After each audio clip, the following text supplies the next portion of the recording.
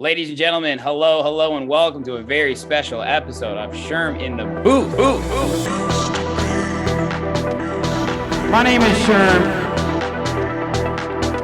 You guys are some true Chicagoans for coming out in January. It's snowing outside, it's freezing, and you're at the fucking club at 1 a.m. Boys with the bass, yeah, boys, bass. Who am I talking to right now? You're famous. Free food, free drinks, music, girls. Let's go. Do you like it? Cool. If you don't, goodbye. I'm missing the most important part, bro. Boys with the bass,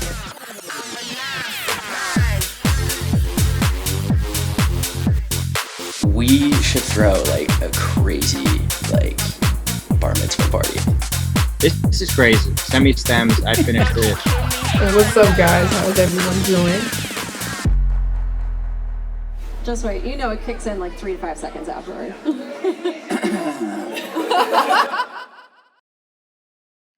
Ladies and gentlemen, wow, what a moment this is for me, for you, and most importantly, Sherm. This is episode 200 of Sherm in the Booth. 200. Now, you may not know who I am, but trust me, you might. My name is Ramon, and if you're a long-time Sherm in the Booth listener, you might recognize me from episode 100, where I interviewed Sherm, and we got his full story. But this is episode 200. 100 episodes later. Unbelievable. Now, at this point, you are definitely wondering, what is that accent, huh?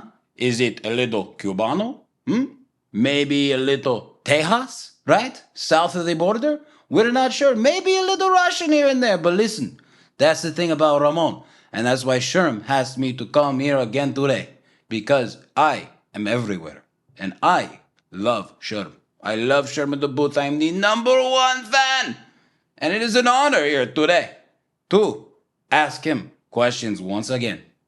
So, without further ado, Sherm, come on in, my man. Come on in. We've got to celebrate today. All right, Ramon.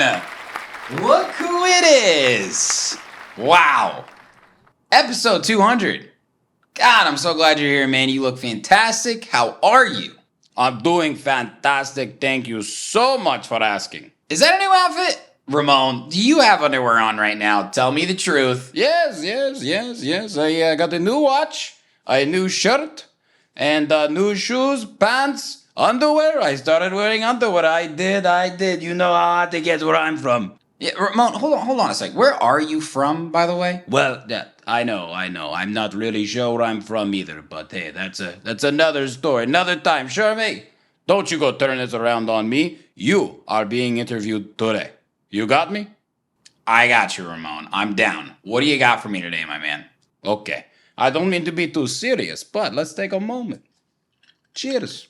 Hey, cheers, Ramon. I appreciate you taking the time to come back on. It's great to see you, and thanks for everybody who's tuning in right now. It's a very special episode for me. 200 episodes, huh? Amazing. You should be so proud of yourself. We have some amazing questions today from some of your fans. But since I am interviewing you today, it's my job to kick it off with a special question. Okay, let's hear it. And I know you always do this. Every interview. I don't know how you do it. Always these great questions at the beginning. But here we go. You ready? I'm ready. 200 episodes in. You've interviewed well over 150 different people. Yes. DJs, producers, artists, managers, promoters, venue owners, entrepreneurs, and more. You've learned so much about other people. Yeah. But today, we want to know, what have you learned about yourself? Great question, Ramon. And, you stole a page out of my book there, but I'm not going to call you out for that because it actually is a good icebreaker, isn't it? Yes. Anyway, okay, whatever. Yeah, 150 guests at least, probably north of that. What have I learned about myself, though? Through interviewing other people, I've learned so much about them. You're absolutely correct. one of the things I try and do is ask them questions they've never been asked before. And through that, I actually end up asking myself the question, either in the research process or really listening to the guest. And that really is what I've learned, to listen. And I've always been a bit of a talker my whole life. And I think that's probably pretty obvious to anybody that meets me. But one thing that I've really, really learned about myself is I do love to listen. And that's been one of the most eye-opening things about the podcast for me is I don't have to talk to make an impact or to learn or to better myself, right? So when I ask these deep questions, like I said, questions that these guests have never been asked before, I'm looking through their eyes, through their perspectives. So it's something I've learned about myself that it's so important to listen to people. Because inevitably you're going to learn more about yourself because by gaining more perspective on people's perspectives of the world, and particularly in the music industry, you're going to learn a lot about yourself. So I would say that's probably what I've learned most is it's so important to listen. Wow. Truly amazing. Did you guys write that down? Did you? Because this man has done so much for others. And look what he's learned about himself. Amazing. Once again, cheers. Hey, Ramon, can I stop you really quick? Your hair looks amazing. Yes, you notice my hair? I mean, what do you got in there? Is it natural? It might be natural knowing you, huh? Gosh, you sexy devil. Right, I know. I gelled it, huh? Very jelly. Yeah, it's definitely gel. I was trying to be nice. Very jelly. But I had to look good. This is episode 200. I'm on camera. And hey, can we just take a second to say, wow, this is a big upgrade. I mean, last time we were literally sitting in your kitchen. Now we're in the living room. I'd call that a step up. We've got cameras, lights, microphones, iPad. That's a big step up. Last time you gave me a printed sheet of paper, black and white. Now we have whiskey on the rocks, huh? Life's never been better, Sherm, so kudos to you on the studio upgrade, huh? Thanks, Ramon. Yes. Excellent. What do you got next for me, my man? You've covered this a few times over the years, and it comes up quite often on the podcast. Sure. But for those that don't know, tell us the story of Sherm in the booth, huh? Oh, yeah. As short or as long as you decide. Hey, you're the podcaster, right? You know how to sum it up, as they say in America. Sum it up as they say in it. Ramon, you're not even from America. Yeah, I am from America. Yes. Okay. All right. Enough. Okay. Why did you start the podcast, Sherm? Tell us, man. Because we want to know. A great question. And we'll back it up a little bit. And I promise I won't make this story too long because it's pretty simple when it comes down to it. I went to college at Indiana University. You ever heard of it, Ramon? Mm-hmm. What happened was I went to college for telecommunications. That was my major, and I focused on media and design and production. I was shooting short films. I was writing scripts. I was doing video editing, a little bit of anything in that field, and I really enjoyed it. I honestly thought I was going to make movies, short films, television, whatever, act. I didn't even know. I just wanted to be involved. What I came to realize was there's a whole other world out there that hasn't even been tapped in the media landscape, and that was podcasting.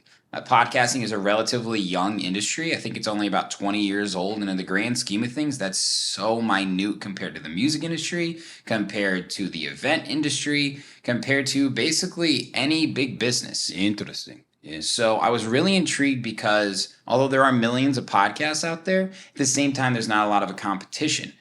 Because it's only you, right? I'm not competing against somebody for a championship or something like that, right? Just to draw a parallel to sports. So when I moved to Chicago, I obviously was trying to get involved in the music industry, and I had success as a DJ in college, but it's a hell of a lot different than when you come to Chicago, right? It's like getting fucking line, buddy. So I was in line, and I thought to myself, damn, I am having serious troubles meeting people. I feel like I can't really like do my thing in the club, like by myself, like introducing myself to people. Like that's really difficult. I think we've all probably struggled with that. Whether you're actually just trying to be known or talk to a male or female or whatever, right? It's just like a tough space. And that's where I wanted to DJ.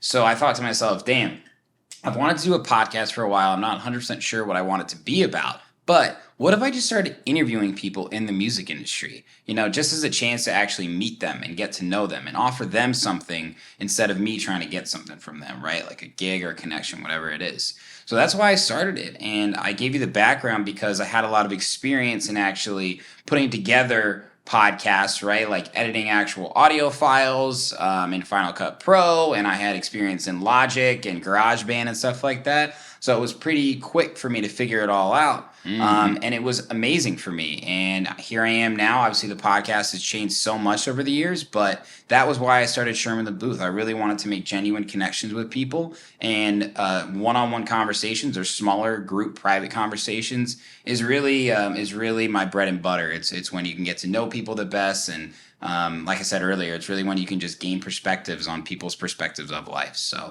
wow, that was the main reason for starting Sherm in the Booth. Well, Sherm, I can tell you this. We sure are glad you started Sherm in the Booth. Me too, Ramon. Cheers, my man. Hey, Ramon, is that a new pair of sunglasses? Yes, new pair. I'm trying them all on, seeing what looks best for the camera. Huh? Okay. Let's see what the audience thinks. No? Yes. This is my good side. Yes, thank you. Okay, what's next, Ramon? I'm sitting here today. I can tell this didn't happen in 5 minutes, right? Right? Right. A lot longer, I'd say. 45 to an hour to set up? Yeah. Jeez. Let's get into that, huh? Okay. What is your process, door to door, from asking guests to come on the show to releasing an episode?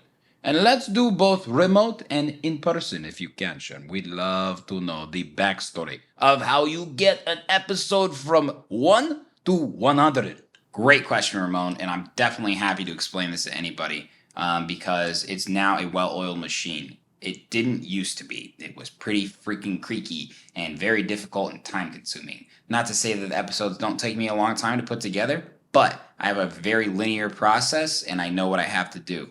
So let's say I identify a guest, right? I try and give myself as much lead time for questions as I possibly can because I really like to do my research. That's super, super important to me.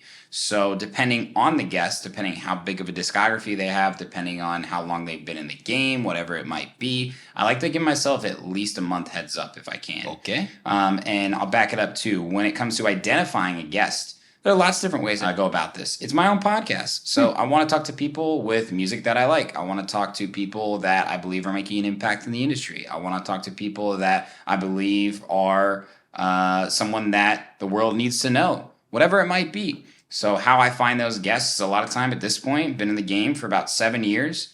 I'd like to think I have a pretty good finger on the pulse. I've seen a lot of artists blow up over the years, so they've been able to help me make connections. One of the unique things that I do that I'll share with people, and this is a great way to make connections, you go to their Instagram page and you see who they're following. And right at the very top, it'll tell you people that you're following.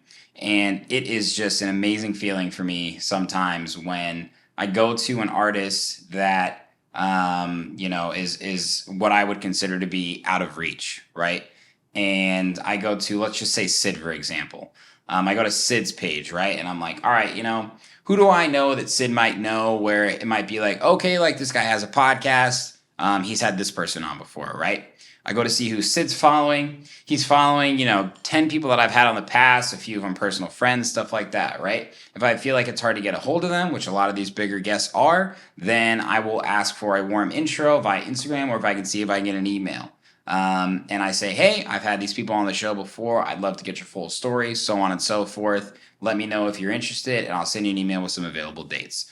And so that's my whole process for landing a guest, you could say. And that's something that a lot of people ask me about, too. There's lots of different ways I go about it, too. A lot of times they come in person, and it's so much fun for me as well because, like I said, my favorite part of the podcast is interacting with people one-on-one outside of the club. I love it. Next up, do my research process. That is one of the most interesting parts to me because it's where I really start to think about the questions that I'm going to ask. And I don't ask the same questions every single time. Sure, we run through people's discography and I ask them about, in general, how they made the song, how did it come together, right? But what I'm really doing is taking it a step deeper. I listen to goddamn every motherfucking song if it's a producer that they've released, and I like to bring it out of them. Hey, your first release that I could find, SoundCloud, 8 years ago. This edit of this track. Wow, how about that, right? It is so much fun for me to see them be like, holy shit, I forgot about that track, right? So that's so much fun for me, and that goes into the discography research process, I call it. When it comes to asking unique questions, I kind of recycle variations of questions that I've asked. Certain things like state of the music industry, if it's an artist, have they changed the way they produce to try and align with social media trends? If it's a producer who switched genres over the years, why did they do that? So now I'm at the interview, right? I am having the interview and I'm having a blast. And a lot of times too, I don't ask all these questions, but the fact that I did that research before gives me kind of like that edge as an interviewer where it might just come out of me. I might totally forget about something that I've read. And man, that's just like one of the best parts about life to me is somebody else saying something to you that ignites a part in your brain that you didn't remember or didn't even know was there. And baby, that's inspiration. So we do the interview. I've got all my content. If it's an in-person interview like you wanted to know, Ramon, I will send all of that raw video and I will process the audio to make it high quality and I'll send it to my video editor, Suzette. Usually give Suzette about 5 to 7 days lead time, although I will say she has gotten a lot shorter than that and has pulled it off. You know you have, Suzette. And I will go through and I'll tell her, hey, here's the clip that I want to use for Monday. Here's the clip I want to use for Wednesday and my second reel or whatever it is, right? Sometimes I have more than that. She'll put it all together for me. I will edit the podcast. I will insert the songs. There's even layers that go deeper there, but I'm not even going to go into that because it's not that interesting. I will release the episode. I will put it out on all the platforms to listen to. My RSS feed goes through SoundCloud. A lot of people have asked me that. I do not use Anchor because I've been doing it longer than Spotify had that service. And release the episode and it's out on everything. Wow. So that's kind of the process. That's a lot of work. It's a lot. I would say like door to door how long it takes me. If it's a 2-hour interview, including the research and including setting everything and exporting and processing, probably about 5 to 6 hours. Yeah, so it can take me a while, but it's all worth it to me. So good question, Ramon. And if anybody has questions about that process, if you're starting a podcast or even have questions about audio engineering, whatever it might be, let me know. I'm happy to answer those sort of things. Sherm, once again, I just want to say, for those that don't know, a lot goes on behind the scenes. It just doesn't appear. Sherm in the booth doesn't just happen, right? It does. A lot that goes into it. Right. And I appreciate that. Again, I was here for episode 100. You were. Now, 200, I can taste the difference. It's quality. Michelin star.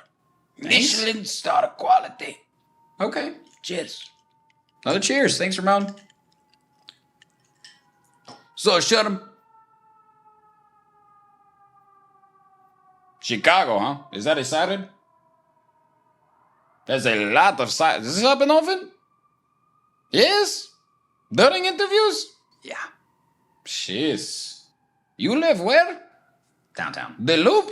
Yeah. Downtown? Goodness gracious. Get out of here, man. I can't even think. Okay. Besides the point, huh? Besides the point. Sherm, you're one of those people, huh? Not hard to get to know. Like me, like Sure. Ramon. I can get along with anybody. Or I'd like to think so. Sherm, we want to know a little more about you, though, huh? You are an LA born, Los Angeles, Indiana raised, crossroads of America. And now, Chicago local, home of the Chicago hot dog. You are also a DJ, a producer, a podcast host, huh? Like me, at least right now. Artist manager, A&R. Ooh, good role. And event curator. Must be a busy guy, I think, huh? Can you break down each of these and tell us a little bit more about how each came to be what you're doing now, and of course, your plans for the future. And as they say in the podcast world, sum it up however you see fit. Good question again, Ramon. You're on fire right now, I gotta tell you. So yeah, I do a lot of things. DJ, producer, podcast host, A&R, artist manager, event curator. How they really all came to be, past, present, future, is just building off each other. Started as a DJ. Really loved it. I was a fan first, obviously, like any other DJ. Yes. And I wanted to do my own mixes. I wanted to make my own mashups. I wanted to play these big sets because I just was so inspired by live energy. One of the first shows I ever saw was Avicii. Ooh. 2011, right after he dropped Levels, and he had all these sick mashups. Of course, he's fucking Avicii, and I was just like, damn, like I'm experiencing like layers of music. So I started as a DJ, just wanted to get involved and got a mixer. Bought it from my friend Chaitan Sharma. Chaitan, if you're watching this, love you, man. You have no idea the snowball that you started, but started as a DJ. And loved it in college and continued to pursue it in Chicago. And, I've made it to where I'm at now, played some massive shows, festivals, and I'm so grateful for that. And really just fallen in love with it, just performing. So the future of that is just bigger shows, man. I just want to continue to play around the world and build my brand and let people know that, hey, I do all these other things, but one of my biggest parts of the brand is DJing. And I'd like to think that my sets are really unique because I play a lot of different sets. I cut my teeth here in Chicago as an open format DJ and now in mostly a house DJ. So I do a lot of crossovers, and I'm super excited to one day be able to play my fusion style sets for people all over the world, like I said. So that's awesome and very exciting for me. Producing. This is something that I really continue to try and get better at. This is most definitely not my strongest suit. I'll be the first person to tell you that. It's hard to do it all, and there's a lot of people out there that are incredible producers, and they've taught me so much. I got to give a massive shout out to my man Isaac Palmer. Isaac has been absolutely incredible to me. I met him when he was 16 years old, and he helped me learn Logic and sound design and music theory. And that's where I started, where I am now. Very proud. I haven't released a ton of music compared to some of these crazy people that I've interviewed. But, I'm so grateful to have released on labels like Bring the Kingdom. My man King Topher gave me and Flaninho an opportunity. House of Hustle, incredible house label with Max and Flynn, Maximo Quinones. Very proud of that. And most recently, a track with DJ Susan, one of my absolute best friends and biggest inspirations on Hood Politics. And got some stuff coming for later this year too that I'm really excited about. And in the future, definitely want to continue to collab. I love collabing. It's very fun and it's inspiring and it's energetic. So super pumped about that. Expect some things later this year too. Man, podcasting. We've talked about it a lot. I won't talk about the past and the present, but the future.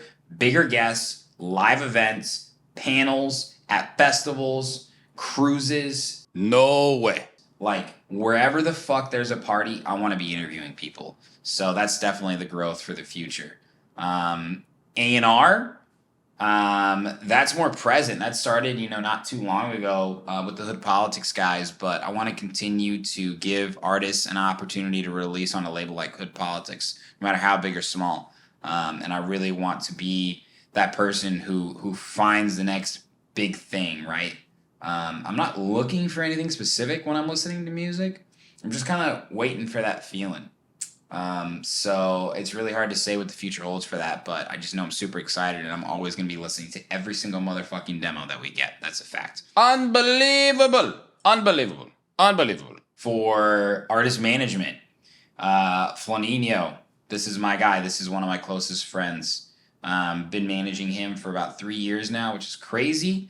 Got into artist management with my friend Tony Ferrara. He was managing me for a little while, and we both realized that we're great at this together, and we got to try and build up Flaninho because we know how talented he is and how great of a brand he is and how good of a person he is. Where we're at now with him, we're very proud.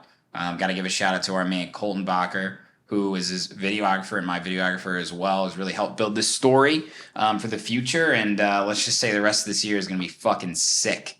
So I'm really excited about that in the future for him. I just want to continue to mentor him and help him grow and be his biggest fan, and that's part of managing. Event curation. Man, I love throwing parties, straight up. In the past, I started throwing parties because it was really hard to get house gigs, to be honest with you. Me and Tony started throwing parties in a Lavender group, and we literally rented subwoofers and speakers from Guitar Center, and I brought my own CDJs to a fucking taco restaurant on the upstairs. I held about 60 people and booked local lineups and had a blast doing it. Today, where I'm at with that is lots of different things. It's really cool for me to have these deep-rooted relationships with local Chicagoans at different venues, and I know one day that will continue to grow. With venues really all across the U.S. and all over the world, and just putting that little spice on something that gives you that memorable experience. And something we used to say with the Lavender Group is we're curating mint experiences, right? Like one of a kind mint. It's fresh. And so I'm super excited about that. But great question, Ramon, as always. I mean, you're firing away right now. What do you got next for me? Is now a time for the audience to speak their voices.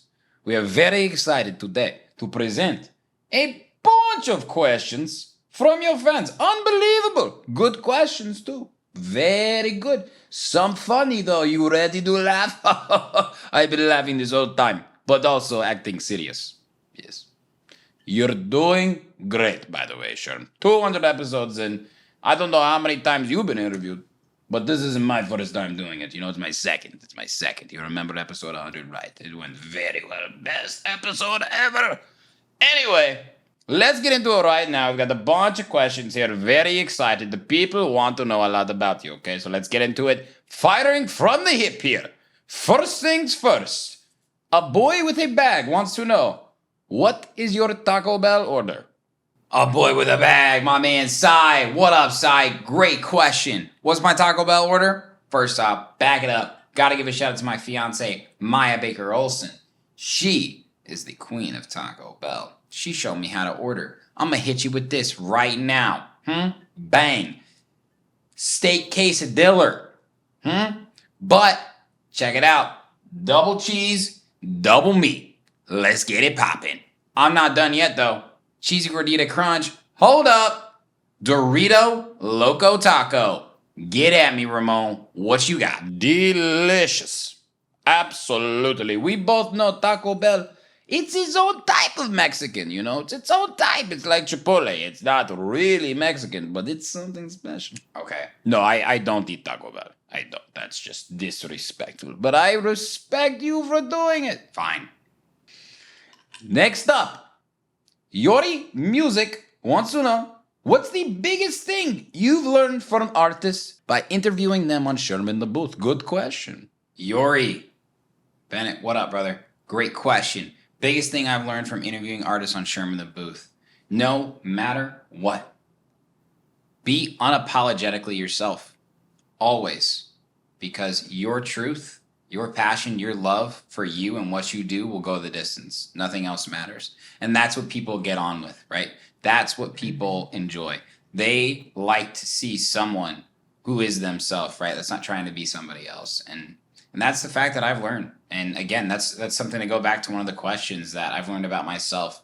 I've seen and learned from artists that have been in the game so long. And for the most part, they've all done it the hard way. Worked really hard, but enjoyed the process. And that's what I've learned from artists the most. Next up, fourthco.music wants to know, best way to get your first gig in Chicago. How do you do it, Sean? Great question. Best way to get gigs in Chicago, and this probably applies to most cities in the U.S., let alone the world, is to know who is actually dishing out the gigs. Good advice. Right? And don't be so forward about this shit, because this is a interpersonal business, right? And think about the long game always. So if there's a club or a venue that you like going to, or you've seen shows that you like, or artists that are playing there, look to see who the promoter is, right? Check the bottom of the flyer, whatever it is. Check to see who the supporting acts are. Like I said earlier, do you have any mutual friends with this person? Go to their Instagram. Who are they following, right? Try and get yourself a warm intro. What I would do is I would, before a show, shoot that person a message, say, hey, I'm coming to the show. I'm super excited. If you got 5 minutes, I just wanted to introduce myself. That's it. Don't be so fucking forward about this shit, right? That's stuff that I like to see. People that are really putting it in and are just coming out to have a good time. They're not trying to use me or trying to get a gig, so to speak, right? Eventually your opportunity will come. And that's why I say time and time again, make sure you enjoy the process of what you're doing, because it's a short fucking high if you're going to try and get that shit too quickly. So in order to get your first gig, plain and simple, identify the decision makers and make yourself known in the most positive way possible. Next up, here we go. DJ Betts, Official, wants to know, how'd you get into A&R with Hood Polly? Tell us, man. We want to know. I want to know. DJ Betts, how did I get involved with A&R at Hood Polly? Man. So I kind of came to the realization that A&R is something that I was born to do.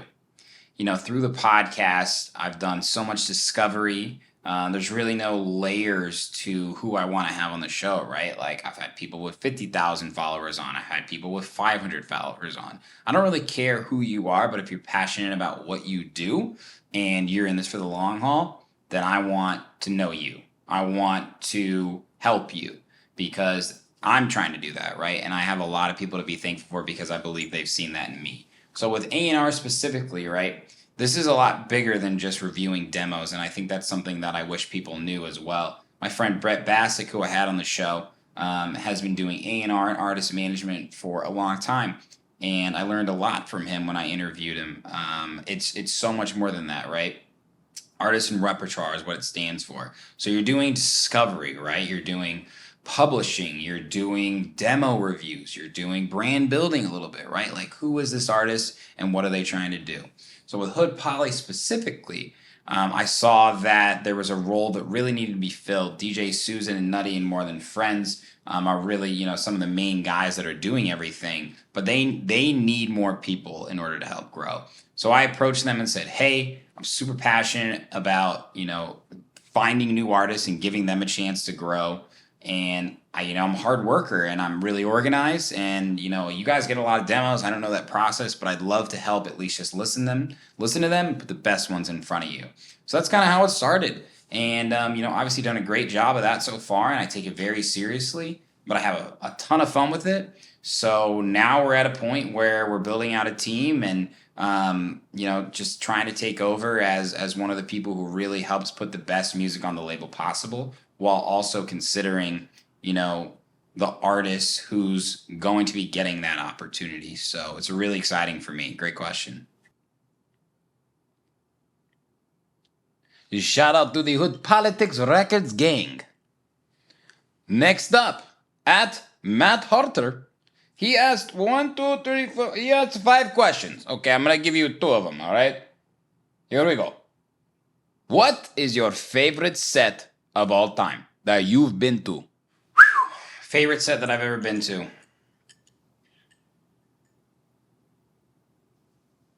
Dude, I don't know, Harder. Why would you? That's such a tough question. There is one that I always do think about, because I just remember being like, wow, this is so sick.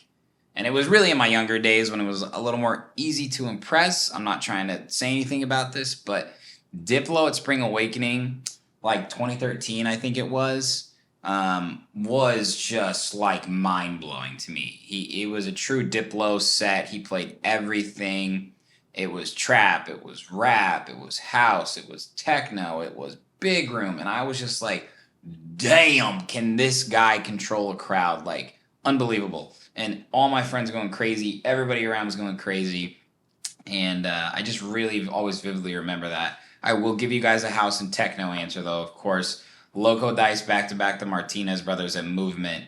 was like just nuts. I mean, those are like 3 of the freaking coolest guys in the game, and just was like, damn it, I'll never be this good. But that was pretty sick too. Good question, Matt. My favorite set of all time? Not the DJ. Ricky Martin in his prime. 2001. I was at the show. Unbelievable South Beach night. Huh? Blacked out. I know it was the best night of my life, though. Unbelievable. Ricky, if you're out there, give me a call. I've got some ideas for your growth in the future. You're not done yet, my man. One more question from Matt Arthur. How did you know back in 2016 that house music was going to take over? Did you know? Dude, listen. House music is very big right now. But you got to remember, it's always been big. It just continues to grow. And I'm so glad that it has, because there's never been a better time to be a house music fan, let alone a DJ or producer in the game. 2016, special time in house music, though, because it was really before the cusp of where we're at now. I got so into it, man. You know, I talked about this recently. I went to Crossed and heard a rolling bass line for the first time live. And it just changed my perspective on how you can enjoy music, how you can enjoy the experience of going to a live show, and the energy that you can get not only from the music itself, but the people in the crowd.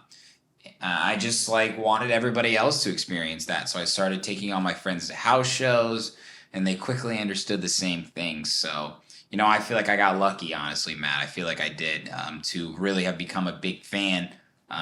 What's now, 5-6 years ago. In the grand scheme of things, that's nothing compared to some people who have dedicated almost their entire life to house music. But I didn't know for sure, bro. I didn't. But I knew that I loved it, and I wanted to share that with everybody else. So it's the best I can give you, man. I didn't know for sure, though, but I sure am glad we're here now. Next up, Roxy EE. I think I said that right. Is music your full-time job now? And if it's not, is it hard to balance professional and music life? Tell us. What up, Roxy? No, music is not my full-time job. I have been working in logistics since July 2015. It is a job that is 7 a.m. to 5 p.m. every single day. And for those that work in logistics, knows that it is really 24/7. Freight never stops moving. And yeah, it's tough. I'm not going to lie to you, but I'm so grateful that I work at such a great company. It's the only company I've ever worked at professionally. And I'm blessed to have so many peers that support me there as well, from my coworkers on my same level up to upper management. I DJ all our holiday parties and other events and stuff too. And a lot of my coworkers and friends from the company come out to the shows. So it's really tough. I'm not going to lie to you. You know, the job is demanding, and it's pretty high intensity, but it's helped me out a lot, actually, with the podcast and just relationships in general. I work as a sales rep. So, I'm building new business. I'm landing new customers. I'm managing relationships internally and externally. And I'm having big meetings and just being a businessman. Jesus, I mean, it's insane. Trust me, I get it. But it is really important to me to have that steady paycheck, because it's given me the ability to have upgrades to my podcast studio like this, and not have to worry too much about getting paid for gigs on time, and all the little things that really become a big deal when you don't have that consistency. And I've talked to a lot of people that are on both sides of this conversation. But to me personally, it's always been important for me to have that consistency. Oh, I bet it is. I don't really have an answer for you on how I do it. I just have a routine, and I try and stick to it. And I always try and enjoy the process of what I'm doing. So, yeah, it's the best I can give you, Roxy. It's not easy, but it is fun. Okay, Sherm. Another fan with a lot of questions here. Ms. Wiz. We've got a lot here, okay? I got 9 questions, I think. I'm going to give you 3 or 4. I'm just going to go rapid fire. You ready? Here we go. What inspires you, Sherm? Ms. Wiz, what up? I am inspired by so much. I am inspired by the people of Chicago and the scene here. I really mean it when I say that I have so much to be thankful for, because this city and the people have given me so much. And that always continues to drive me day in, day out, because I've been lucky enough to build up a following here, and people that want to see me DJ, and people that want to hear my podcast, and people that want to spend time with me, and I'm forever grateful for that. So I'm definitely inspired by the people in this city and the city itself. Also very inspired by some of my peers as artists, Flaninho, DJ Susan, and so many people that I've had on the podcast. They are just go-getters, but they do it with a smile on their face, and they work so hard. And, I am a little competitive in the sense where if I see someone working hard, I feel like, well, if they can do it, then I can do it too. But what I've realized is it's not competitiveness. It's really a collaboration that I share with a lot of these people that I'm so inspired by, because I've helped them, they've helped me, and it's a shared process. So I would say, honestly, yeah, the city of Chicago, the people in it, and my closest peers are the ones that inspire me, and of course, my friends and family. Who's an artist you want to work with? An artist I want to work with? There's lots of layers to this question. Let's go producer. I'd love to make a track with Sid. Back to back. I'd love to go back to back with John Summit. If it's have someone on the podcast, probably Pasquale Rotea. Yeah, those are good answers. What's the longest you've ever been on stage for? Dude, I had some longer sets, plenty of 5-hour sets, but the longest I've ever been on stage was probably last summer with DJ Susan, Chris Diaz, Flaninho, Jake Shore Drive. We played like an 8.5-hour set at number 9. We started at 8 p.m. I think we went till 5 a.m. It was wild. It was wild. I ran through the whole entire Hood Poly discography. We had nothing left. And last one, where was your first show? First show? Oh my gosh. It was at Dunkirk in Bloomington, Illinois, and I opened for Milk and Cookies from 9 p.m. to 9:45, and I had every single song planned out, and I still think it was one of the best sets of my life. Okay, next up. Good question here. Align Music wants to know, who is your favorite Chicago producer, and why is it Align? Good one. Good setup, Align. I like that. Who is your favorite Chicago producer, Sherm? Let's see. Favorite Chicago producers? First off, James, come on. Good question. You know you're one of them. Align is so talented. One of my favorites in the game. You know, a lot of producers here have blown up and blown up to the sense that they need to move to grow. And that's amazing. So I guess I'll just answer the question for people I know still live in Chicago. Absolutely Flaninho. Without a doubt, Maximo Quinones, Jake Shore Drive. I love Down Low as well. I mean, the list goes on and on. I also love Apollo XO, Christos, Sansis. My God, I mean, there's so many talented producers here. This is a home of house music, baby, and the barrier to entry has become so low. So there's a lot of youngsters out there that are getting into the game. But those are some of my favorites for sure, and I'm always dropping their music too because they're that special. Next up, Kyle Lutz 4 just says AC Slater. No question. Statement. It just says AC Slater? That's a statement. Yes. Night bass for life. Put your hands up. Put your hands up in the air. Next up, Alex Kislov. What episode was the most influential? Alex Kislov. Much love. Great question. What's the most influential episode? There's so many. I think all of them have their own influence in one way or another. We talked a lot about mental health on the show, which is amazing, and it's a very important topic in dance music, let alone in general. But when you say the word influential, Danny Deal immediately comes to mind. She's such an important pillar of influence, not only in Chicago, but really in the whole music community, and she's done so many great things to raise awareness for LGBTQ and women's rights and really giving people opportunities that normally don't get one, and shedding a light on the negative aspects of the industry, and I think that's so important to talk about. So I would definitely say the Danny Deal episode, and the fact that we did that live in Chicago in front of a live audience was all the more reason that it was influential. So mad respect to Danny Deal. Okay, Sherm, next up. Looks to be another big fan of the podcast at Chris Diaz Music. He has 4 questions. Maybe let's give you them all. Out of all the people you've interviewed, who's had the biggest nose? The biggest nose? Is it Chris? It's obviously Chris Diaz. How many Chicago handshakes have you taken in your entire life? How many? How many Chicago handshakes have I taken in my... Oh my God, I don't know. Too many. Probably 100. I don't know. I think so. Yeah. 100. What can't Sherm do? Chris, what can I do? I'll tell you what I can't do. Sleep in. I can't sleep in. I want to so badly. I have to be out really, really late to sleep in. But because I've had the day job for all these years, I have this internal clock that gets me up at 7, 8 a.m. And yeah, it kind of sucks. But that's what I can't do. Sleep in, unfortunately. And last one, what is Sherm's 5-year plan? 5 years from now, my man, where do you see yourself? Damn it, Chris, you and your damn questions. Love you though, brother. 5-year plan, man, you know, in 5 years, I'm going to have a very happy life. 2 golden retrievers, ideally. You're going to be living with my fantastic future wife, Maya. I will still be living in Chicago, not in the burbs, Chicago for sure. I hope to have a really, really thriving music career where all my income is coming from music. I hope to be working at a Hood Politics Records office, an actual office. And I hope that I'm happy. That's the plan.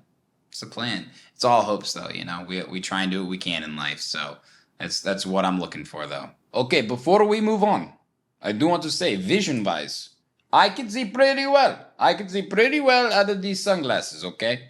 Pretty good. Let us know in the comments if you like these, because I like them. Anyway, next up, Max Wagner wants to know, when can we go back to back? You and Max, when? Max, I'd love to go back to back with him. He's been doing great. This is another DJ who's worked really, really hard to try and make a name for himself and has gotten great gigs, has asked a lot of questions, and I love that, man. And I hear you're a great DJ, and I look forward to going back to back with you one day soon. Next up, Ben Happ. When will the Indianapolis Colts pick up Matt Ryan? Didn't that just happen? I'm not much of a sports guy, but I think I saw something. Ben Happ, that's my brother. Shit. You asked that question before they actually picked him up, so that's pretty impressive. Glad they did, though. Any Colts fans out there? Please, God, can we get past the first round of the playoffs, let alone make the playoffs? I'm just dying for that. It is so tough to be an Indiana sports fan. It's like we're good enough always to either just make the playoffs or lose the last game and not get in it. I'd almost rather be fucking bad to get some sick draft picks here and there, but nope. So I'm a realistic Colts fan, I call it. Hoping Matt Ryan can bring us somewhere that finally gets us to half the level of Peyton Manning. Cheers. Next up, Chandler. Favorite festival and year? Good question. Tell us. Chandler. Favorite festival and year? I don't know. So many great festivals. Been to a lot of amazing ones here in Chicago. Lollapalooza always, of course, is like a very like wild festival because it's like in your backyard here. But yeah, I gotta say honestly, Movement. The first time I went, I think it was it would have been 2017. It was so sick, like just like pounding techno for like 72 hours. It just made you crave it. It was kind of weird. Like, oh, you're there. You're like, it's kick after kick. But it was really eye opening to me because the city of Detroit has so much history. Went to all the after parties, the people there, the music, the DJs, the sets they played. It was my favorite because it just was like so fucking raw. Love Movement. And she also wants to know, what is your dream venue to play at, Sherm? Which venue? All across the world. My dream venue to play at? Oh, man. So I'm a bit of a venue geek over the years. You know, just like seeing different venues that big DJs play at and how historical they are. I would say probably in the U.S., let's just keep it that. I would say the Brooklyn Mirage. Yeah, that'd be so dope. I got a lot of New York roots, and I've always wanted to play there. It's just like a wild place, and it's obviously like so fucking sick. So I would say the Brooklyn Mirage. I hope that happens one day. Next up, At Chinese Boy. I don't know how you say zero. Chinese Boy 0Y. Perfect. When are you going to hire me as your tour manager? You need a tour manager, Sherm? You don't want to hire Ramon? You don't want to hire Ramon. Sorry, Ramon. I'm not going to hire you for anything other than stopping by every 100 episodes. Okay, fine. That's fine. I understand. I would say Ray Ari is my tour manager when I'm touring. How about that? Next up, Studebaker 1. Is that your dad? What do you feel you do better in podcast 1 to 200 versus 1 to 100? What won't you repeat? Good question, Studebaker. That is my dad. He listens to every episode. Appreciate you, Dad. Love you. Man, I've learned a lot over the course of Sherm in the Booth. Obviously, with the process itself, what won't I repeat? I will always make sure that I'm prepared. It's not that I wasn't prepared in the beginning, but it's really, really important to me that I am on my game and I'm ready to go and I'm mentally there and I've had my questions ready and I've done my full-fledged research and I go into that interview thinking I've given it my best and I'm ready for this. And I think in the beginning when you start anything, not even to your own fault, you kind of half-ass it. So I'll never half-ass it again for sure. I give it my 100%. Next up, Sherman Mom 1. Is that your mom? How have you had personal success grown between SITB 0 to 100 and 1 to 200? I think they were sitting next to each other when they were asking the questions. This seems a little bit similar, but I do think it's still possible to answer. Do your best. Yes, that is my mom, and I'm sure they were sitting next to each other. Personal success. Good question, Mom. Love you too. Personal success, I think on top of my last answer, when the interview ends and I get a message right after or whatever it is, a really good experience from that guest after I've released the episode, that's when I personally feel like I've succeeded, when I've given them a great experience. I say it almost every episode of the podcast. It doesn't really matter to me how many people listen. What matters to me is, was this a enjoyable and fun and informative conversation? Did I learn something? And did this person have fun? So that's always personally a successful moment for me when I do get that sort of feedback. So that would be my answer. Okay, next up, I like this question. Lauren Book. Who is your dream collab? Maybe Diplo, Fisher, Chummy? Tell us. Dream collab, Lauren? Diplo, Fisher, Chummy, good examples. Man, I mentioned Diplo earlier, and he's just killing it right now with his label Higher Ground and all the music he's been releasing and his new album too. I'm so inspired by him. I would say Diplo for sure. I mean, I don't know what I'd bring to the table in the studio, but I would certainly do my best. Okay, I like this one from the superstar DJ Susan at Susie's house. Plans for Hood Poly. What are your plans for Hood Politics, Sherm? DJ Susan, plans for Hood Poly. Next question. Oh man, we've got some big plans. We're taking over, but as we take over, we're spreading love, positive influence. We are redefining dance music culture as what we believe it should be. It's just a shared experience amongst all. And that's what Hood Politics is all about. I'm so inspired by what they've built, and the plans for the future are just to continue to bring people in to our circle and let them know this is just one big family. So that's what we're trying to do, man. There's really nothing too specific about it. We just want to spread love and good energy and let everyone know that if you are part of the Hood Politics family, if you're a fan, if you've released on the label, whatever it might be, you are welcome and you are loved, and that's what it's all about. Okay, next up, Alex Wolf, the DJ. How can smarter DJs begin to enter the festival circuit? Festival, Sherm. And not just the shows, not just the bars, not just the venues. The big lights, the big stage. How do you do it? Alex Wolf, good question. And this is a question I get a lot. And this is something that I'm still trying to figure out myself for the most part. I'm lucky enough to have played some festivals, North Coast being the biggest.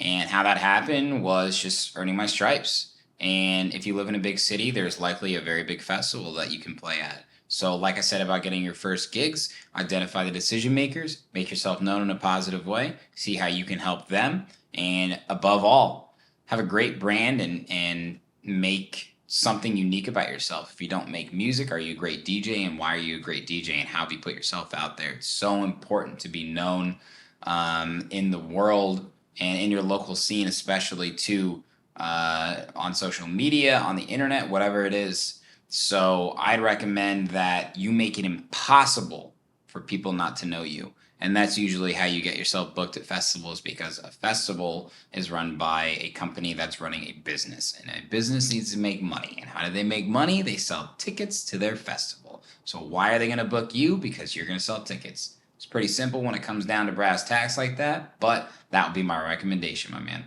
Okay, next up, Saximilian. Some good questions here. Let's give them all to you, huh? When does it make sense to bring on a manager if you're an artist? Good question. Saximilian, what's up, brother? When does it make sense to bring on a manager if you're an artist? So there's one thing that I've learned, and my cousin has actually been in the music industry for a long time, and he was a manager.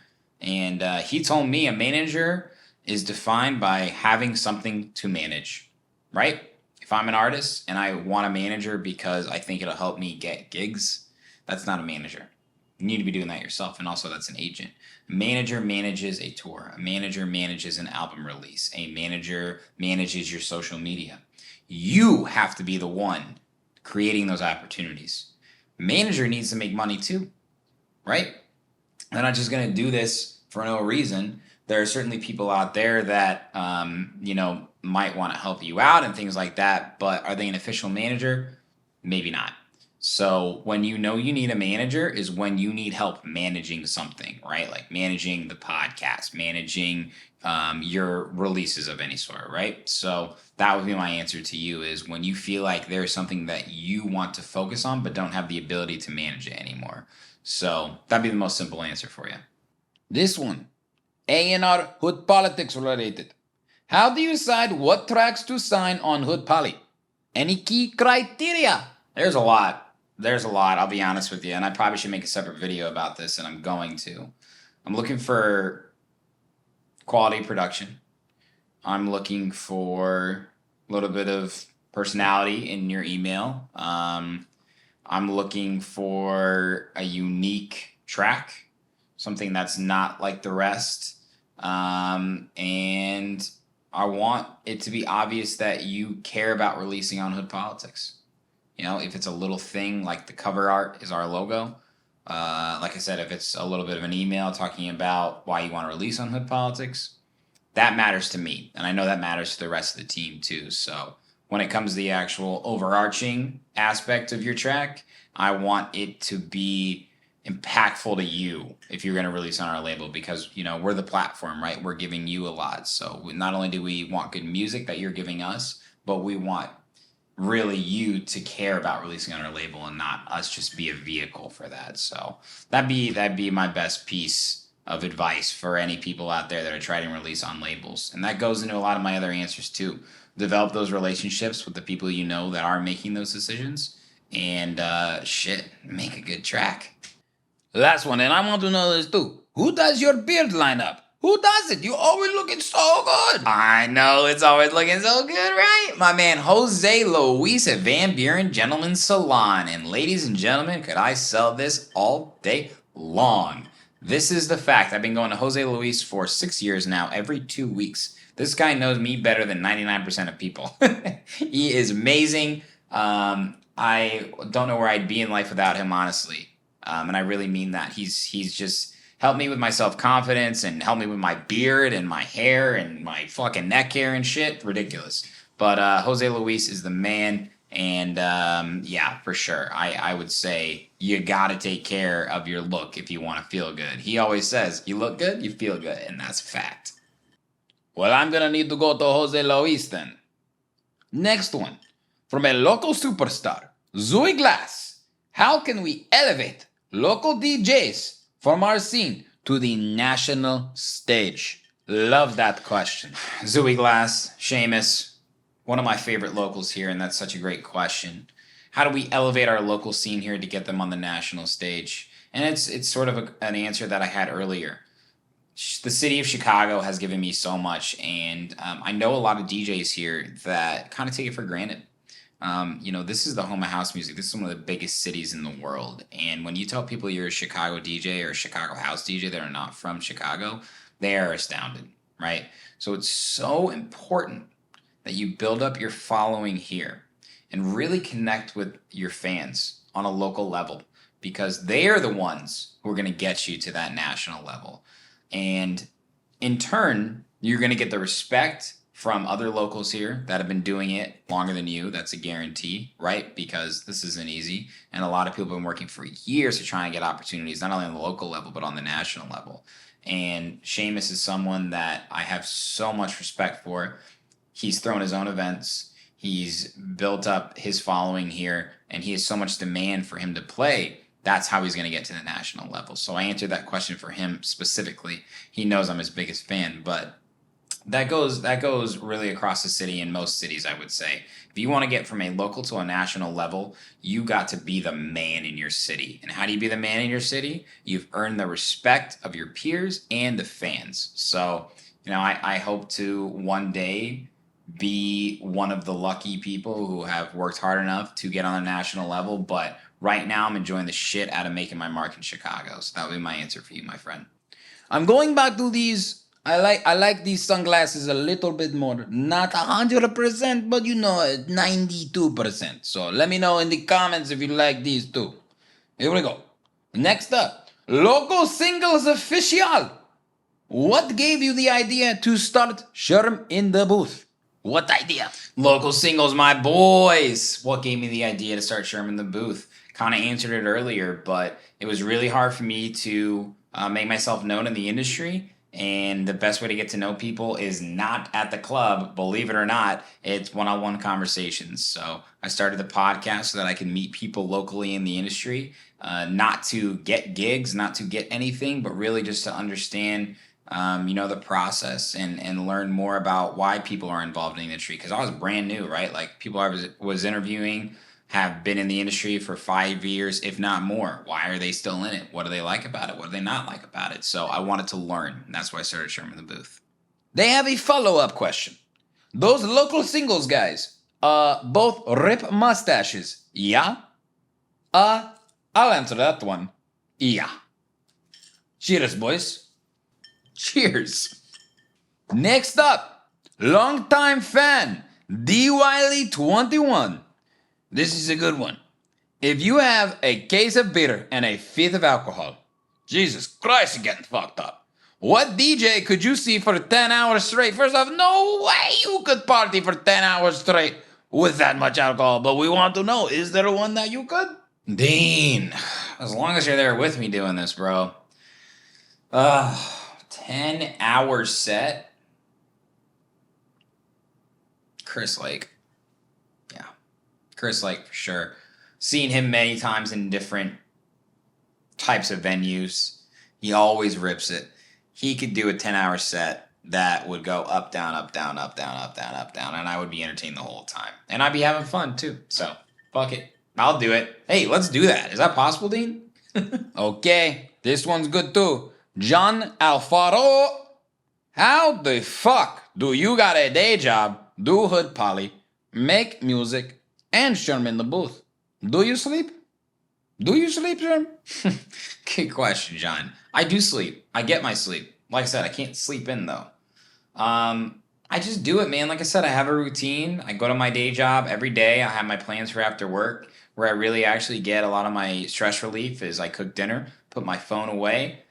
Takes me about 30 minutes to an hour, and that's really my break. I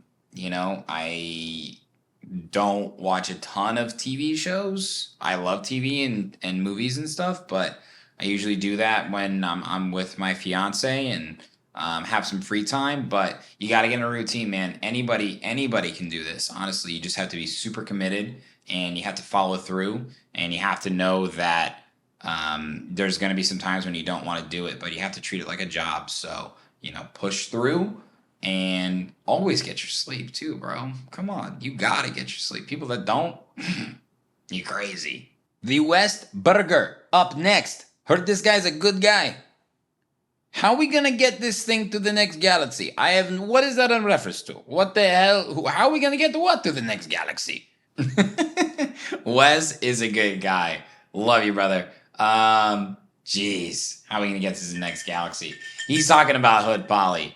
And Wes, we're gonna get this to the next galaxy by building an incredible team. And again, just want to mention what Hood Politics is trying to do, and that's make a massive impact on the dance music industry, a positive impact at that.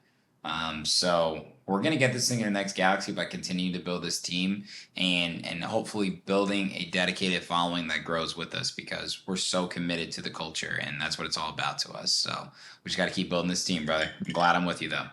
Next question, like this one too. Underrated venues and bars for house music in Chicago. Where? Underrated. Not the ones we all know. Underrated venues for house music in Chicago. I'll give you two good ones. One, Le Nocturne. Shout out to my guy Francois. Absolutely incredible. It's in Uptown, right near the Aragon Ballroom. Fantastic place. Definitely one of the best sound systems in Chicago, and in my opinion, the best DJ booth in Chicago. Unbelievable. And played a lot of events there. His venue was so instrumental during the pandemic as well. Had live streams there that donated to charities of all kinds. Always was live streaming, and he takes this very seriously, and he's a guy who deserves a lot of credit too. I will also say downstairs a Rock Bar gets fucking poppin' in River North. I played some wild shows there, and it always seems to be so busy, and you can play house unapologetically. So that'd be two of my favorite places. Here we go. Next up, Ali Sharp. Wild animal. I party with this guy. He is fun as hell. Yes, my man. Here we go. He just wanted to say nothing. Just wanted to say hi. And you're a legend. What a nice guy. Al, just wanted to say I'm a nice guy. Man, I got to give this guy a shout out. And this is one of those people that makes me love Chicago. Al came here. I think he just moved here actually in last summer.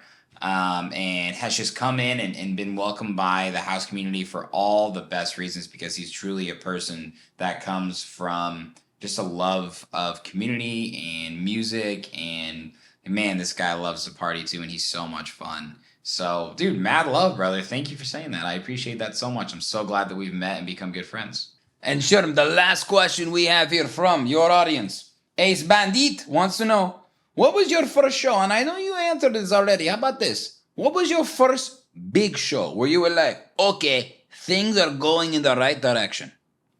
Ace Bandit, good question. I did answer it a little bit earlier, but there's no way for you to have known that, and I appreciate that. Like I said, it was in college at Dunkirk. But, Ramon, good little add-on there. I will say for sure, immediately came to mind, and this is the right answer. Concord Music Hall, October 2019, I opened for Walker and Royce and Sheba San at Concord Music Hall. I agree. And it was sick. I played an hour and a half set.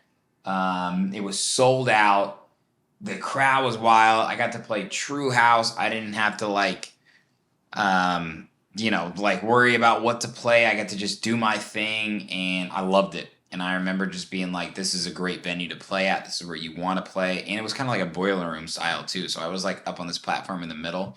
So that was so sick. It was like very, very meaningful to me. It was like a house DJ that's been trying to play shows like that for years. So, man, you just kind of wait your turn sometimes and opportunities come. I found out about that gig Wednesday and I played on Friday. So that's how it goes. Ladies and gentlemen, we're coming to a close on episode 200.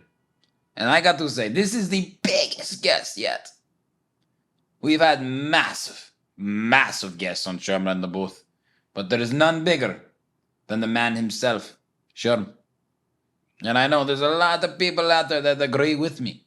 A lot of people wanted to know your story, wanted to know all these things today that we found about you. But what can we expect from you the rest of this year and moving forward?